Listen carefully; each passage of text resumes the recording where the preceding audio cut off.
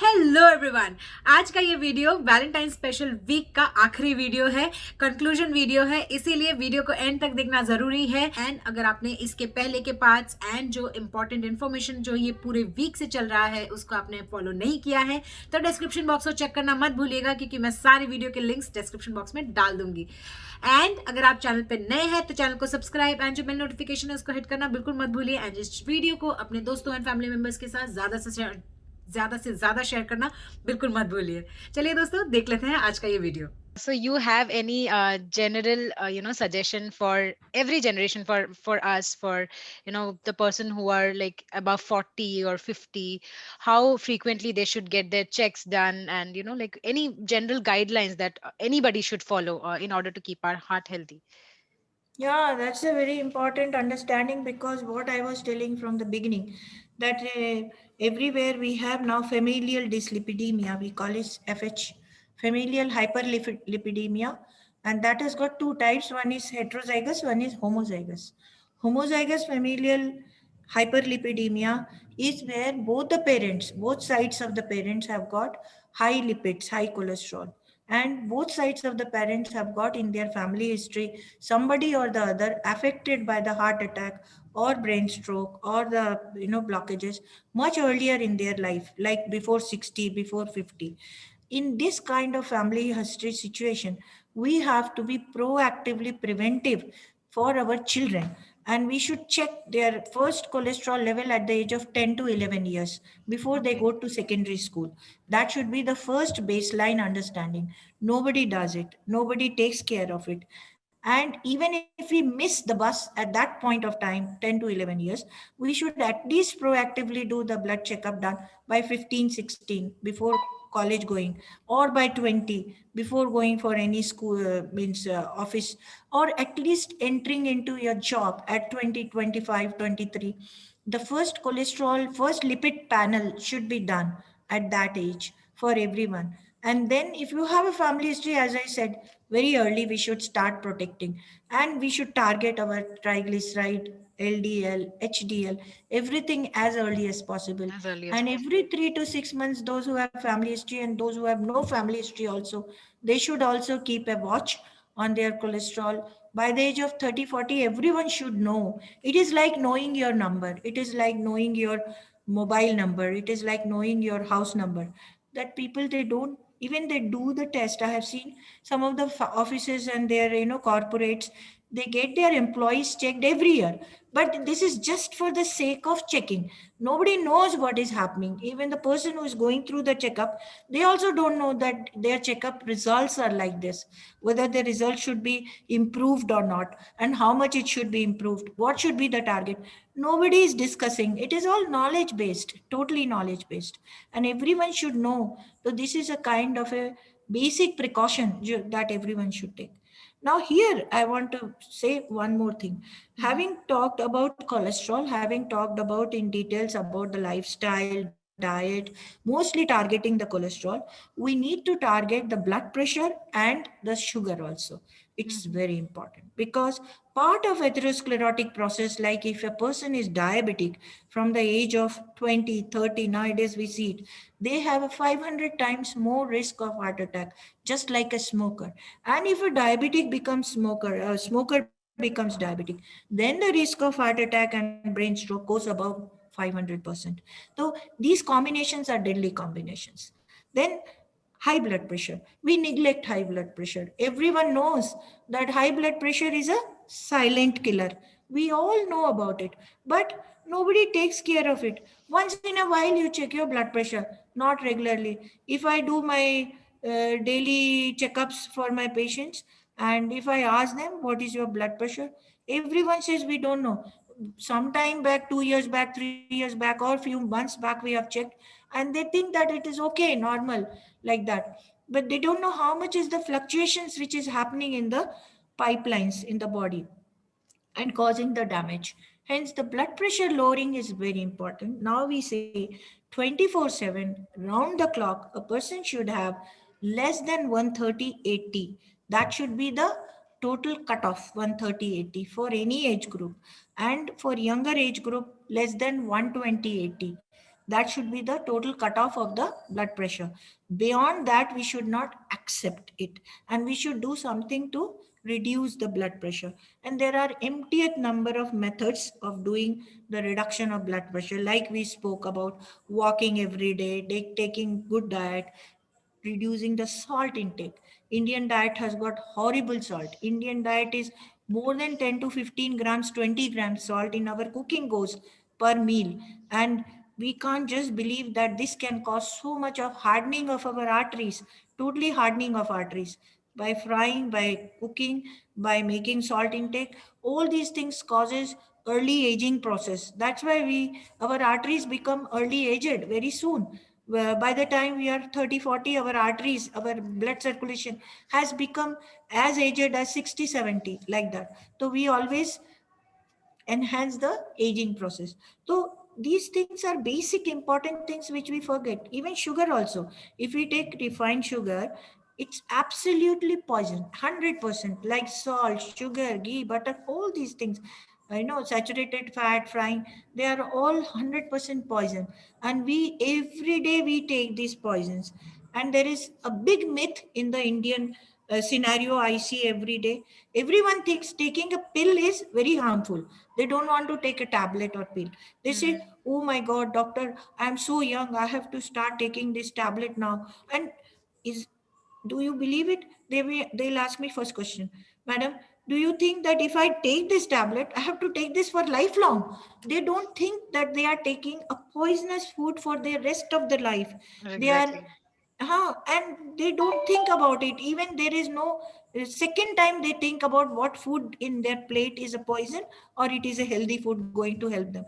Nobody thinks. But for one single small tablet, if you tell them to take to prevent the blood pressure rising, or to prevent the sugar rising, or to prevent cholesterol rising, they will first thing they will ask that, Mhm. is it going to be for the rest of the life? We will not start this medicine. That is good one way. First thing you try to do by lifestyle, first 2 3 months, 6 months. But there is a limit for everything. Once they start doing 1 month, 2 months, then they forget. Then again the fluctuations will start. So that's how we see as an interventional cardiologist. I get every day the 19 years, 20 years, 25 years coming from straight from the gym to our cath lab table for primary angioplasty for heart attack. And that's very, very disheartening, very, very pathetic to see the family is devastated. Like they can't even believe that it is happening. That is all happening because of fast food by the youngsters. And they think if they exercise too much by pushing up so much of pumping muscles and all, taking whey proteins, artificially commercial items, they will be able to, reduce their risk. But that is just the opposite. Just the opposite they are doing for themselves. They are doing wrong things for themselves. We never say that go and do a very heavy exercise, like push up your muscles and do so much. Never do that. Always moderate, always balance in between the heavy and in between very low. So always balance the middle path for exercise, for diet, for sleep, everything in the life, whatever we do. That is how we can reduce our stress, if we can balance the our lifestyle totally. And if we understand that where we are going wrong. So I think there is a lack of education in our system, in the curriculum of the school education. Though they have a Right. life science in school education curriculum, but they are not teaching the practical aspects of it, which they can inculcate in their own lifestyle. That is not being taught. Though there are PT classes, there are so many things are there, but they are not being told that what is their target, what how they should take up it, how they should go about their checkups and all, and how they should remember their numbers and all. These are not insisted upon, and there is no special subject where they have to gain, and some marks they have to be added, isn't it? Nobody Exactly. adds these things in their curriculum totally. Hence nobody takes a serious kind of a attitude towards the life side, life this one study. There are life science study in their schooling, in their college education. That is which we are lacking. That is very basic thing we are lacking. One more basic thing we are lacking, that in Western culture, if you see, when they have a school outgoing exam, every student should know what is the basic life support, BLS we call it, Mm. basic life support mechanism, and they get certified for basic life support education. Once they are given that basic life support education, a person becoming unconscious, suddenly becoming death, or sudden death or cardiac arrest, how to revive that person. Every child getting out of the school at the age of 10 to 15 years or 16 years, they should know this, and they should have Exactly. been trained for it, and that should be, the pass out exam should be there. Before that, they should not be given their school outgoing certificate, and that should be mandatory by every government, which we are not doing it, which we are not at all doing, and we should do it. By that we can save so many sudden deaths, so many lives in the general population, when the people are somewhere, they are finding them suddenly dying, suddenly, cardiac arrest. They can be revived actually by knowing this. The bystanders should know, and they should be having a certificate course for BLS, that is basic life support, we call it BLS. Mm. That should be given to everyone. That method of means training should be given, and that Mhm. should be mandatory. There's so Yes. many things which we can do in a society basis, where we can prevent, early deaths, sudden deaths, all these things, cardiovascular deaths. So many things we can do. But basic aids and basic first aid, methods, how it should be done, they should be practically monitored and given a certification course, and they should be certified for every child. That is a best education. We are not doing the best practice of education in our curriculum. So we find it very difficult nowadays to restart it from the scratch, from the beginning, and introducing a new subject and new basic curriculum. But that should be done. I spoke to my this thing, our health minister, but they are telling, first we have so many other problems, so this insisting so many things in the basic education. But they are looking into it. I think very soon they will inculcate all these things. They have to see. So Right. this is how it is. Yeah. So So things there are are so many things. changing. Yeah, things are Yeah. changing slowly. Yeah. Eventually, people are realizing that, at the That's earliest true. stage, this is thing. Yeah. In fact, Yeah. I got certified in the certification that you're Yeah, talking so about. good. So good that since you are an instructor and you are teaching so many things, so you can teach again so many people, and that should be, exponential. Like you teach 10 people, 10 people teaches 100 people. Like that, it keeps on going in the society. That should be the way of doing it. And Yeah. I think you are doing a commendable job, Thank you. honestly, Kathakali, because nobody thinks about lifestyle. You know that Yes. is the basic problem. Then one more very, very important basic fundamental thing which I forgot to tell you about: inflammation. Mhm. Inflammation. Right. Now, on the top of the atherosclerotic plaque, where we are developing these blockages, cholesterol depositions, on top of that, if the plaque burden is less than 20%, 30%, still you get a heart attack. It's not that plaque burden or the coronary artery should be blocked at the level of 70% or 80% or 90%. Sorry, Okay. appointment is coming. Okay. Okay. So this is inflammation is the biggest problem nowadays. Hmm. So even the plaques which are not very occlusive plaque, non-occlusive plaque we call it, less Hmm. than 50%, there, because of the inflammatory process that causes a disruption of the plaque, the cholesterol laden, the lipid laden, lipid rich plaque we call it, and causes disruption of the plaque, inflammation of the plaque, and the plaque ruptures, and there is a clot formation, and the heart attack happens. So most of the time, heart attack doesn't happen in a very critically blocked artery. It happens in a non-critically blocked artery, where there is no symptom actually. Patient doesn't know that there is a blockages inside the arteries because there is no symptom, and totally unknowingly, suddenly it happens. And from Hmm. where the inflammation comes, if you check your CRP level in the blood, that is C reactive protein or high sensitive C reactive protein. These two markers are very important to understand that your body is producing inflammation or not. If your CRP or HSCRP is below 1, then you are healthy. You have no inflammation in entire body. If your HSCRP or CRP is more than 10, then definitely you have inflammation in your body. That means some process of infectivity is going on. From where the inflammation comes, it could be a chronic gingivitis in your teeth, or it could be a tooth infection, it could be a sinus infection, it could be a hidden ear infection, it could be a hidden urine infection or pelvic infection somewhere, or it could be just a fat in your liver, it could be just a fat in your stomach, excess fat in the omentum or somewhere. The yellow fat could be, the inflammatory process can start from there. So many types and conditions of inside the body which are hidden and which we never check. So nowadays we have started checking this inflammatory marker also. We call it, just like lipid marker, we call it inflammatory marker.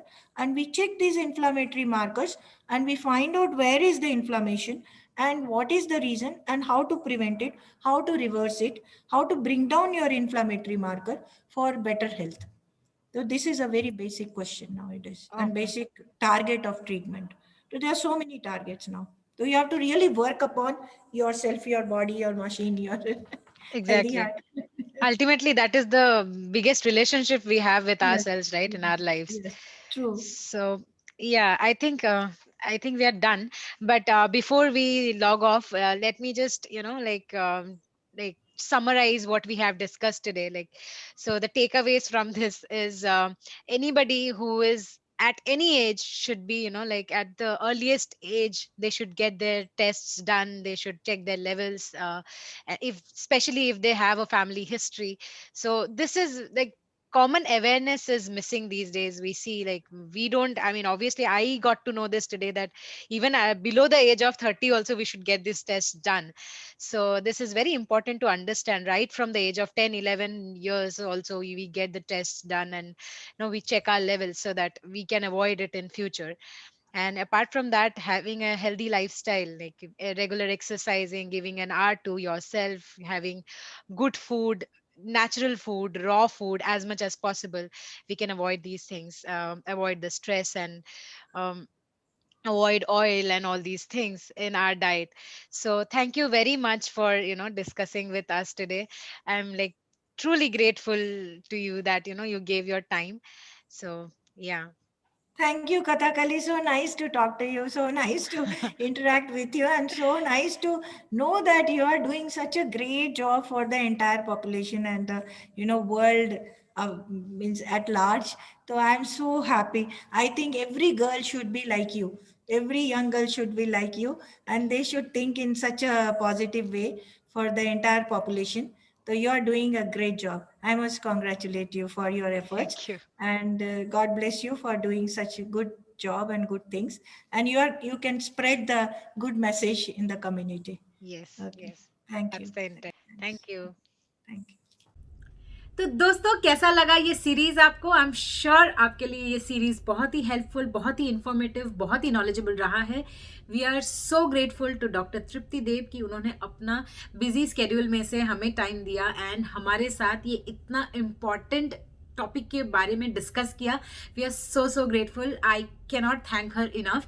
सो इसलिए इस video को अपने दोस्तों and family members के साथ ज़्यादा से ज़्यादा शेयर करिए. इस वीडियो यही वीडियो नहीं बल्कि ये पूरे प्लेलिस्ट को अपने फैमिली एंड दोस्तों के साथ शेयर करना बिल्कुल मत भूलिए. एंड ये जो हार्ट हेल्दी जो लाइफस्टाइल है, जो हार्ट हेल्दी हैबिट्स है, ये हम सब के अंदर होना चाहिए. ये बहुत ज़्यादा ज़रूरी है. चलिए दोस्तों, ये प्यार वाले वीक को हम यहीं ख़त्म करते हैं. A very happy Valentine's Day to all of you. Hope you all have a great Valentine's Day and a very heart healthy life ahead. Bye.